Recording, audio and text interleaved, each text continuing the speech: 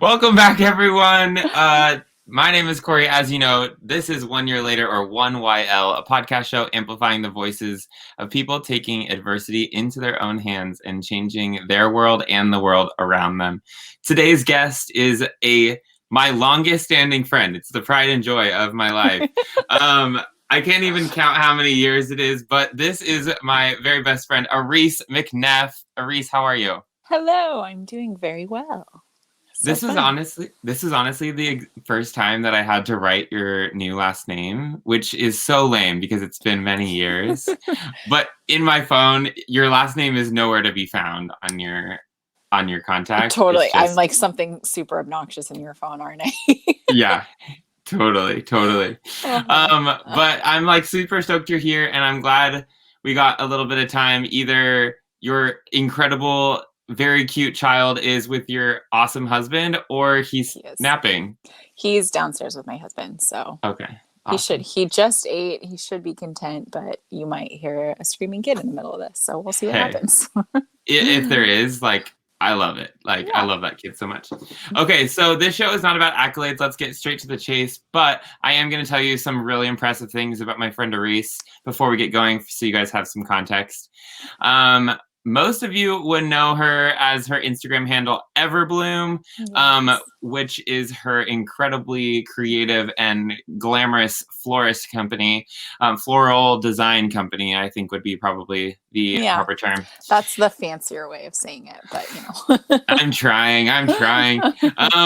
And she has had quite the path to getting to floral design. That has been just super cool to watch her wade through the waters of the entertainment industry and then working in the back parts of a floral shop, to then now she is running her business out of her home and doing some of the most epic floral designs for weddings and events that I've ever seen. So proud friend alert there. Thank you.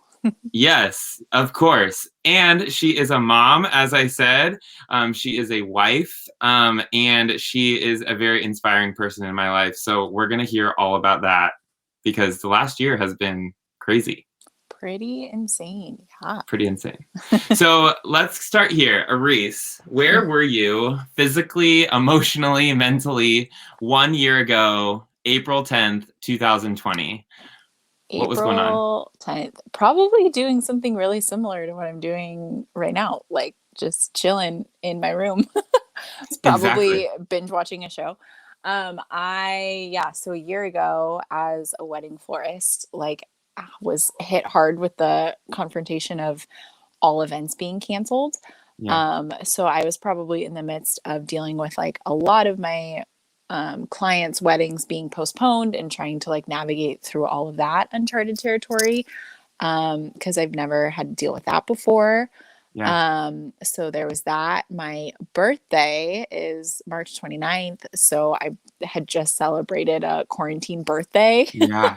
which Yeah. was like, I mean, it was fine. I'm not a huge like birthday person anyways. So Totally. like I was pretty fine with like, not really doing much. But Yeah. yeah, my husband, it was like right at the height of like quarantining and being unable to do anything where like everybody was encouraged to like get takeout all the time. And Yeah. like, getting takeout for that period of time was like doing philanthropy work. So we got takeout from like Yes, it was. It was like, how much can I tip these humans No, that are totally. just I keep serving saying us? when I tell my grandkids about what COVID was going to be like, it's going to be my description of it is going to be like, it was this weird time where like everybody told you to get takeout and it was pretty much like doing charity work for getting takeout from your favorite restaurants because that's really what it felt like. You're the But first person to put it that way, and it's brilliant. Like, that is it's exactly telling me what we all felt. it's not accurate. It's so accurate. It was like the frontline heroes all of a sudden became DoorDash. Absolutely. Yes. Yeah. So we had gotten takeout from like one of our favorite restaurants here in Dana Point where we live. And then I think my husband went to Target because Target was like one of the only stores still open Yeah, that you could buy like fun little goodies from. So I think he went there and just like rummaged up a couple things to get me his birthday gifts. And I love that. that was pretty much it. It was very low key. Yeah, so that had just happened a year Yep. ago, and then I was pregnant last year. So in April, I was probably coming up on like being 20 weeks pregnant. So right Yeah. around that time too. So it's like a lot going on in my life. But then like, ironically enough, because all of my work had stopped, like my day-to-day routine was like so slow. I Yeah. really had nothing to do. I mean, we had just moved into our new apartment a couple months before that. So I spent Mhm. my time like trying to finish up like moving in and then getting like our nursery ready for our baby. And then Mhm. other than that, kind of just honestly sat on the couch. I downloaded this game called Two Dots on my phone. And I think I would sit there and play that game for like hours. It's so embarrassing to admit that, but that's how I spent a lot of my time a year I ago. love that. I love that, honestly. But nonetheless, like from a challenge standpoint, there was a lot presented in that period of time. It was, as a small business owner, you're presented like things you didn't know you needed involved in contracts, like I'm sure are now in contracts. Mm-hmm. Especially, I know like in the event space, just hearing about like, I forget what they call them, like act of God Yes. clauses. Yeah, the force majeure clause that like everybody has in there that nobody really knows what it means. Suddenly Yes. that was everybody's like, "Oh my God, thank God this is in here," because if Yes. it wasn't, you know, like we would be dealing with all this stuff. But yeah, it's Right. that thing that nobody ever thinks is going to happen. It was so crazy. And I remember, so I think like everything actually shut down, and we like went into actually like sheltering in place and stuff in the week of like March 14th Yeah. last year. Mhm. And I remember that date very specifically because I had a wedding scheduled for March 14th. So it was like that weekend before. I remember every couple of hours we would get these updates of like, you're no longer like, any event that is taking place like can no longer take place if it has more than 250 people. And then a Right. couple hours later it was like, any event cannot take place if it has more than 100 people. And then it was like 75 people, and then like the number just kept getting smaller. And Yeah. that was taking place on like Saturday, Sunday, and then I went to bed Sunday night and then woke up on Monday, and like the wedding that I had scheduled that was supposed to take place on the 14th, that Friday, like it was like, we can't do it anymore. Like the venue was Wow. like, we're not allowed to do this anymore. You guys can't have this here. Your wedding is canceled. And Yeah. it was crazy just dealing with all of that. And like the poor couple that was supposed to be getting married, like, I you know, it know. was devastating for it to be that short of a window. Like obviously there were a lot of weddings that got postponed and stuff last year, but I feel like that one specifically like really hit hard because it was mere days before they were supposed to be getting married. And like I had to go down to the flower market and pick up the flowers that I had ordered for their wedding. And it was just this like big sticky mess for, you know, there was like money that had been paid in full. We needed to figure Yeah. out like what was able to be refunded, what wasn't, all of that kind of stuff. And then, yeah, dealing as a vendor, like with what is on my contract, like thankfully I had a pretty solid contract set in place to like protect myself and protect my Mhm. business. Good. But I do know like a lot of my vendor, like other friends in the industry weren't as fortunate. So there were just a lot of like, you know, things like that that are really hard. And I think as a business owner, it was a really hard time to navigate because the things that I had to stand firm on to like protect my business weren't necessarily things that I wanted to stand firm on, you know, as a person with a heart who cares for my clients. It's hard. Like Mhm. I wanted to give Yeah. everybody their money back because I totally know how much that sucks.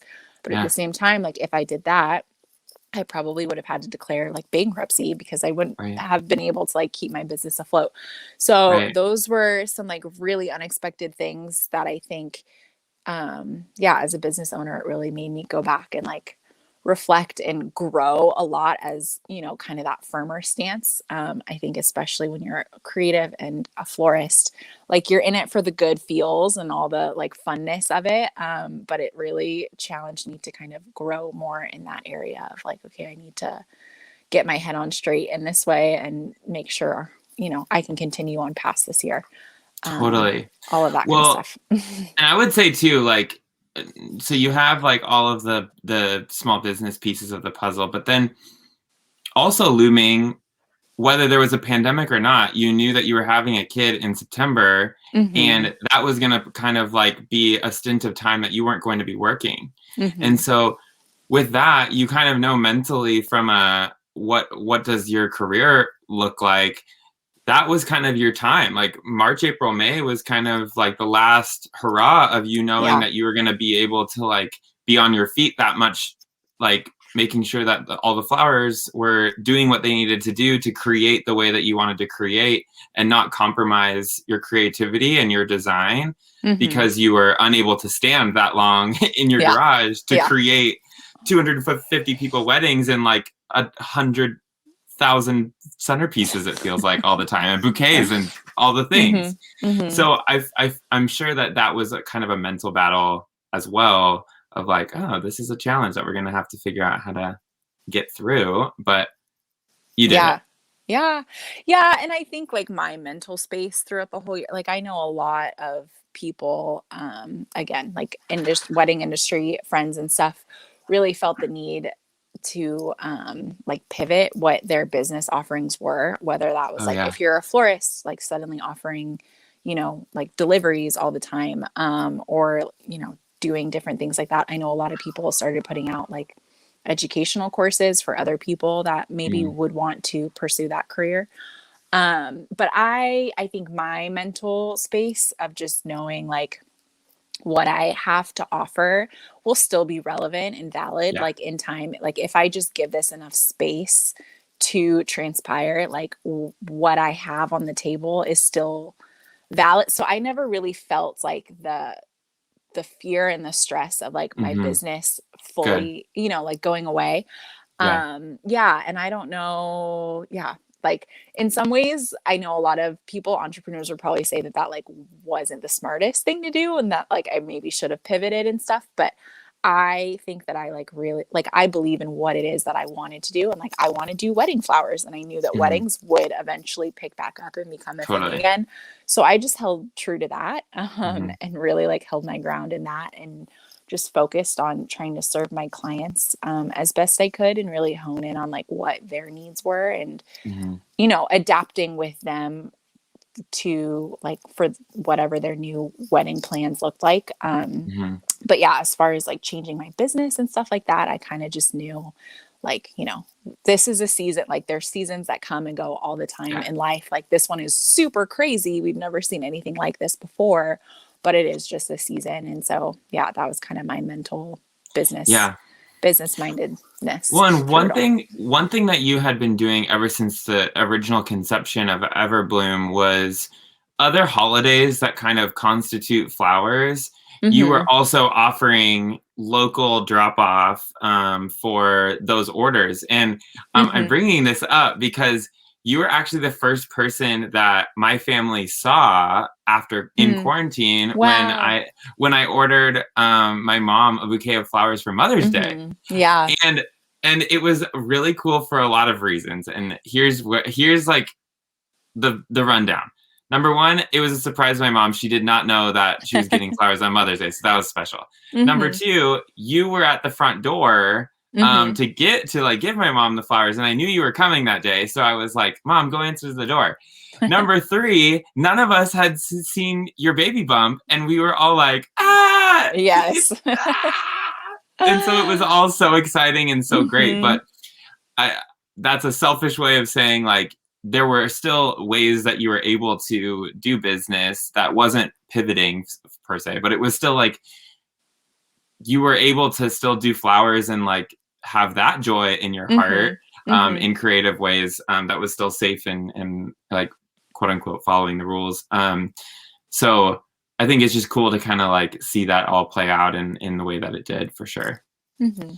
Okay. And then before I get to like where you're at now, something happened last year that I would say is something that you and I have consistently been talking about. Number one, I like to talk to you about it just to like check in on you.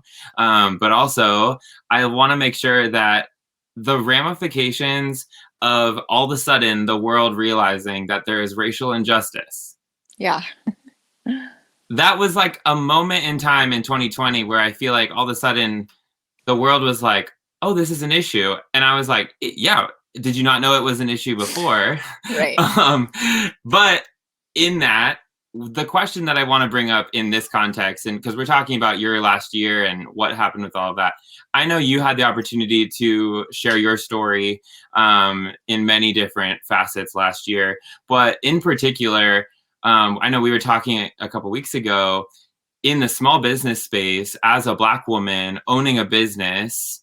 What has it been like on the heels of people becoming a little bit more aware of supporting Black businesses and that kind of being this interesting dichotomy of like, are, is this like for charity work? Because like I'm not a charity case, but like, is this like, are you doing this for the right reasons and seeing more of the genuine nature of people recognizing that you're doing some epic stuff as a florist and a floral designer, and that's why you should be highlighted? But I just want to like hear from you if you have any like takeaways from the last 365 days that have been positive or negative, based on the heels of people becoming a little bit more aware of the topic of racial injustice. Yeah, I mean, it's a loaded thing to dive into so quickly. So Yeah. I'll just kind of like touch point and say that I'm so grateful for just all of the ways that people have wanted to highlight this area of our country and Yeah. highlight, you know, areas of maybe like places that we've missed the mark, and are wanting to do better in that. And I think it's been so cool to see, yeah, just how like to see what happened after George Floyd died. It was a very painful moment. And then to see so many people that I know and love who maybe not engaged in this conversation before, all of a sudden like have this moment of like recognition of realizing like, oh, this is an issue, and oh, let me like really dive into this and see like how I can be better and how I can make this better. Was, yeah, like huge. It has been Mhm. such a huge thing to see that. And so ever since that moment happened, it's just been, yeah, like to see from, it's like Black Lives Matter. And then to also realize in all these other areas, like, oh, it's not only like Black Lives Matter, but it's also just, like Black businesses matter, like in every single area, realizing that Black people or, people of color in general are like vastly underrepresented in so many different areas. Like that also has been really cool and really like unexpected, to just realize that, or to, I guess, just see that people really do want to make a change in not only the area of like police violence and brutality, and those kind of issues, but also just the whole systemic issue of racism, and Mhm. really wanting to uproot and change all of that. So for me, as somebody in the wedding industry specifically, that looks like people realizing that people of color, again, are really underrepresented, both in like the weddings that get highlighted in our industry tend Mm. to lack diversity a lot. And then Mm. two, the wedding professionals that tend to get a lot of the accolades in my industry Mm. also tend to not be people of color. So for this industry as a whole to really want to emphasize, Black voices and people of color voices has been like really cool. And because there are very few like Black florists, my name has found its way into these conversations and circles a lot. Mhm. And it kind of was this thing where I like, you're like not ready for the attention. And I'm like, oh crap, suddenly like my name's getting brought up in all these ways. And it's like a little unnerving, especially because I think like as a professional, like you tend to downplay the thing about you that makes you so different, just Mhm. because it's kind of this like uncomfortable thing, especially me. Like I grew up in Orange County, which is, really lacks diversity. So Mhm. I'm really good at just kind of pretending like I fit in and not really Yeah. highlighting this thing about myself that stands out a lot. Right. So to all of a sudden have the thing that I've kind of felt like I needed to downplay my whole life be the thing that everybody's acknowledging about me was Mhm. again like a little unnerving. But Yeah. in a personal way, I think it also encouraged me to kind of like step into my own in that way, Yeah. and to be okay with that part of myself. So yeah, on like that's less of a business thing and more of a personal thing that I've kind of been going through in this last year. And then yeah, I would say too, like it's really powerful for people to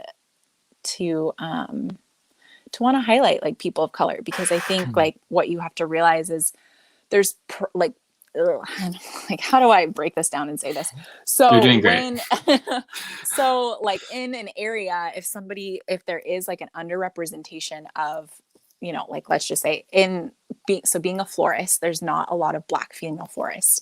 So you have to look at that and you have to wonder like, well, why is that? Is that because like, you know, Black people don't want to be florists? Like, you know, that's weird. Like why that's such a specific thing. Or like you have to then think about it broader in the terms of like, okay, it probably just means that there's been a lack of opportunity for people of color to step into this role. And I think personally, a lot of that has to do with representation. Like when you don't see people who are achieving really, you know, achieving the accolades that look like you feel like there's not a space for you in that place. And so now that people are wanting to give accolades to people of color in these fields, like I think it's really powerful, because for me, like that means so much to know that if there's another girl who looks like me, who can see me achieving these things, then it's like there is a space for her in this field. And like that's why representation matters so much. And I think like, to be like really blunt, I think it's really hard for white people to really understand that, because they're represented in so many places. So they like don't really know what it feels like or what it looks like for them to not see themselves in certain roles, because they're, you know, people that look like them have filled all the roles already. And so that's why this kind of thing is really important. And then I think you kind of asked like what it looks like, you know, in that moment. There was a lot of attention on people of color. Like, what does it look like now? And I'll say, like, thankfully, there are a lot of like brands out there who really made a push to want to feature people of color. And I can honestly say that they are still holding by those promises that they made over the summer of last year. And I am so thankful, because I think, like, you know, any of us can attest that like change isn't made in a moment. It takes time to see progression and to really make sure that what we are aiming for is solidified. And so, you know, there are ongoing efforts to continue to like ask my opinions on articles and to feature my work. Like that kind of stuff is still going on. And I'm seeing it across the board, which has been really cool. And I have all the hope in the world that the industry that I work in, the wedding industry, will continue to see progression in that sense.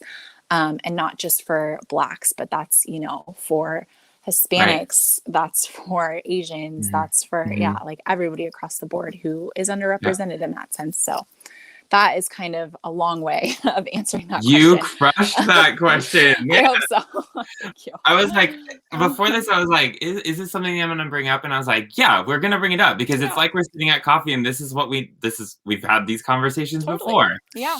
But like, I'm also like, every time we get the chance to talk about this, like, there's like little pieces of the puzzle that continue to click with me. And, you know, I'm the first to say that there is always more for me to learn and more for me to understand and gain perspective from. And, you know, in my industry, like from an entrepreneurial standpoint, but also the gymnastics space, like I've had so many young girls that are Black look at me, they're 7, 8, 9, 10. And when I'm coaching next to a collegiate gymnast who is a person of color, and that little 7-year-old looks at me and was like, it's so cool that she looks like me.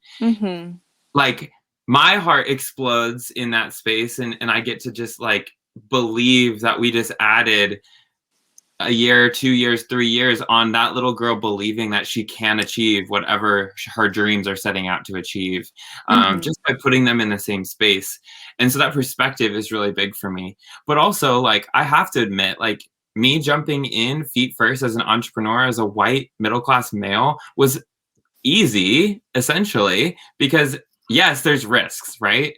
But like, that's not what we're talking about here. It was easy because I can look up tons of YouTube videos of entrepreneurs who have highlighted their startup, right? Mm-hmm. And just to your point, like as a Black female jumping in as an entrepreneur to create her own business of floral design and having not seen very many people that look like you that desire to lead a business in the way you lead a business, like that perspective is really important to sink in and to like listen and like really feel deeply. Mm-hmm. So thanks for sharing all that, Reese. Yeah, absolutely. Okay, so now it's kind of back into wedding season, and like we're starting to see capacities of weddings get to increase, and I've heard a lot of brides are were able to get creative with backyard weddings and things that we're not having to be on the contracts of large event venues that would get a little bit like interesting. But is business like feeling like it's getting back to normal a little bit more now? Yeah, definitely things are picking up. I feel like a lot of people too are just kind of at a place where they don't want to wait to get married, which is totally Yeah. understandable. So people have definitely been creative when it comes to like if they're unable to get married at their initial venue and plan, there's been so many backyard weddings, which have actually been really fun for me to do. And Yeah. I've loved that. And there's like the new phrase, the micro wedding, where it's just like really small, really intimate kind of a thing. And really like detailed in the design too, because people are finding like, well, I'm not spending all this extra money on having all these guests. Like, let's really be intentional about designing something for like these handful of people that I am having come to my wedding. Yeah. So there's been that, and then two venues that have been able to have weddings like that are outdoors and stuff like that. They've been like really spread out, like lots of like I'm doing a wedding in a couple weeks that I think has like close to 30 tables, but there's only, I think, like 75 people coming. Oh, They're wow. just like all really spread out. So it's like if it's you and your boyfriend that are coming together, like you guys are sitting at your own little intimate table, Right. like that households. kind of a thing. Yep. Yeah. So there's things like that going on. And then as I'm kind of like looking into next year, like next year is going to be crazy. Everybody's getting married next year. Yeah. Because I think everybody feels like 2022 is when it's going to be like fully safe to make plans and feel like they're going to be able to, be followed through on. So that's cool. Mm-hmm. So in the last 365 days, obviously there was a lot of roller coasters of pieces of the puzzle for you. It was from downloading a video game on your phone and enjoying some downtime, some off time. You carried your pregnancy to full term. You had a beautiful little boy with your husband, and that was in September. So obviously a lot of change has happened in the last 365 days. But the final question that I ask every guest on here, just to get a little bit more perspective squeezed out of you, is I want to know, did your 1 year ago self believe that you would be here 1 year later? Yes, but I think it feels a lot different than I thought it would. I mean, obviously, like I knew my little guy was coming and knew I would be a mom, but I mean, this is more like motherhood related. It feels so different than I thought it would, like in all the best ways. And it's been more challenging in ways than I thought it would.